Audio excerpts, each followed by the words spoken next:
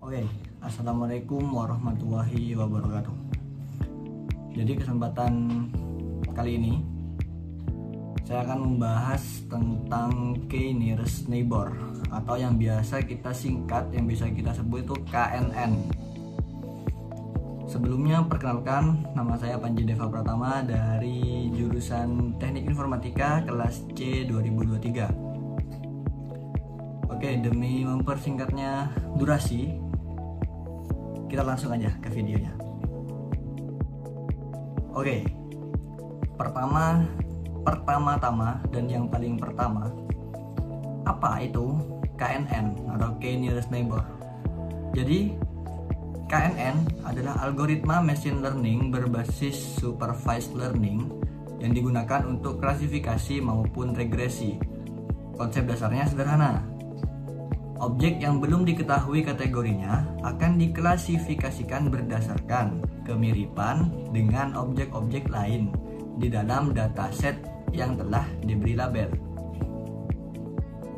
KKN termasuk dalam kategori lazy learning algorithm, yang berarti algoritma ini tidak membangun model secara eksplisit selama proses pelatihan, melainkan menyimpan data pelatihan dan melakukan perhitungannya hanya saat proses prediksi. Oleh karena itu, waktu prediksi KNN cenderung lebih tinggi dibanding algoritma lainnya. Oke, selanjutnya kita masuk ke cara kerja KNN. Di sini ada gambar, Gambar ini menampilkan sebuah ruang dua dimensi X1 dan X2 yang diberi data latih dari dua kelas, yaitu kelas A yang warna kuning dan kelas B yang warna ungu. Titik merah yang berbentuk bintang di tengah itu adalah data baru yang belum diketahui kelasnya dan akan diprediksi menggunakan algoritma KNN, begitu. Dua lingkaran putus-putus itu menunjukkan radius pencarian tetangga terdekat. Untuk K sama dengan 3, lingkaran yang kecil. Terus K sama dengan 6, lingkaran yang besar gitu.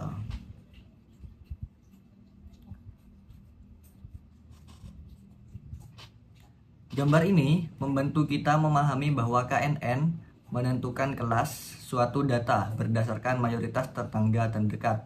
Dengan K sama dengan 3, data baru cenderung diklasifikasikan sebagai kelas B. Tapi saat K sama dengan 6 itu terjadi hasil imbang antara kelas A dan B yang menunjukkan pentingnya memilih nilai K yang optimal. Selanjutnya kita akan membahas fungsi jarak pada KNN atau distance matrix. Yang pertama di sini ada Euclidean distance. Euclidean distance adalah jarak lurus atau garis terpendek antara dua titik dalam ruang Euclidean. Ini adalah metode jarak yang paling umum digunakan dalam KNN, terutama untuk data numerik. Selanjutnya di situ ada cosine similarity. Cosine similarity ini tidak mengukur jarak absolut. Jadi itu mengukur sudut antara dua vektor, yang mana itu cocok untuk data teks, rekomendasi, atau data spare, jarang. Berikutnya di sini ada Manhattan distance. Manhattan distance ini mengukur jarak antar dua titik dengan hanya bergerak secara horizontal dan vertikal, seperti berjalan di blok kota. Selanjutnya di sini ada Minkowski distance. Minkowski distance ini adalah regenerasi dari Euclidean dan Manhattan. Jadi bisa mengubah parameter P untuk mendapatkan jenis jarak yang berbeda. Jadi bisa dirangkum dan disimpulkan bahwa Euclidean ini digunakan ketika data numeriknya itu berskala sama. Yang cosine similarity ini digunakan ketika data berbasis teks atau vektor arah. Yang Manhattan, data dengan dimensi kecil dan grid based. Jadi Manhattan itu digunakan ketika datanya memiliki dimensi yang kecil dan grid based. Dan yang terakhir, Minkowski itu digunakan ketika kombinasi fleksibel. Begitu.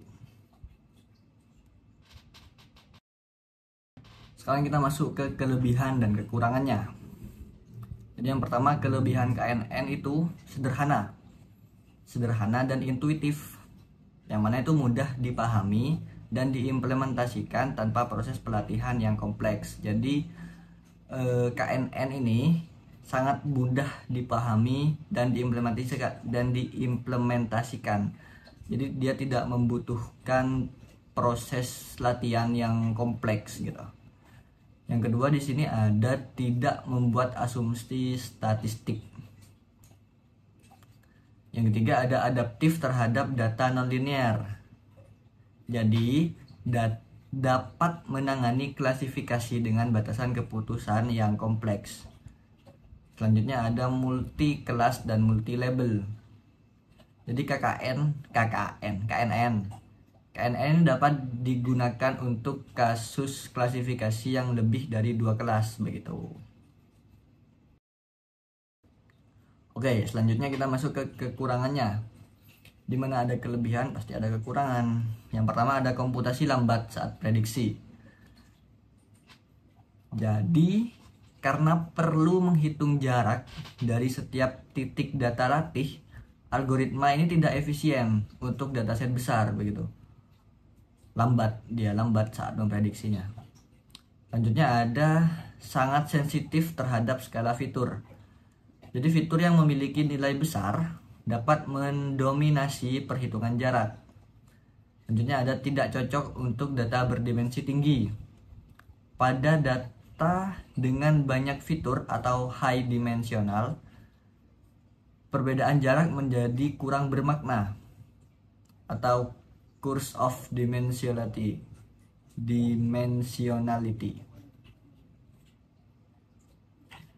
Selanjutnya ada tidak robust terhadap noise dan outlier. Data yang salah label bisa mengacaukan hasil prediksi, terutama jika nilai K terlalu kecil. Oke, selanjutnya kita akan masuk ke contoh penerapan KNN. Contoh penggunaannya, KNN ini banyak digunakan dalam berbagai bidang, antara lain kesehatan, deteksi spam, terus pengenalan wajah, itu dia bisa pakai KNN.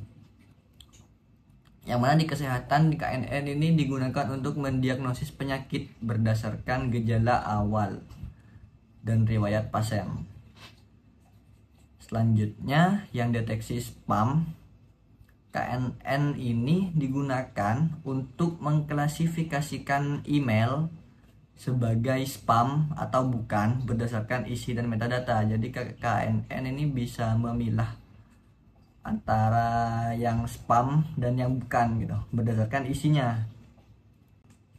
Selanjutnya untuk pengenalan wajah, untuk sistem pengenalan wajah, KNN ini digunakan untuk mencocokkan wajah baru dengan data wajah yang telah diketahui identitasnya. Jadi KNN bisa memilah yang mana pemilik device dan yang bukan pemilik device gitu.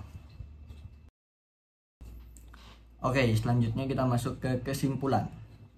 K-nearest neighbor atau KNN adalah algoritma yang sederhana namun sangat efektif dalam berbagai skenario klasifikasi dan regresi. Meskipun mudah diimplementasikan, KNN memiliki beberapa batasan. Jadi meskipun KNN itu mudah dan tidak perlu pembelajaran yang kompleks gitu. Jadi dia tuh memiliki beberapa batasan. Batasannya dalam skala dan efisiensi. Keberhasilan KKN sangat tergantung pada Keberhasilan KNN sangat tergantung pada pemilihan nilai K yang tepat. Yang kedua, pemilihan fungsi jarak yang sesuai. Yang ketiga, normalisasi fitur agar jarak menjadi representatif. Dalam praktiknya, KNN sering digunakan sebagai baseline model atau solusi awal karena kesederhanaannya. Jadi karena KNN itu sederhana dan sangat mudah juga, itu sering digunakan buat solusi awal dan menjadi bagian penting dalam toolkit dasar seorang data scientist atau engineer begitu. Oke, mungkin itu saja penjelasan dari saya. Kurang lebihnya saya mohon maaf, mungkin ada beberapa kata yang salah. Saya mohon maaf. Wassalamualaikum warahmatullahi wabarakatuh.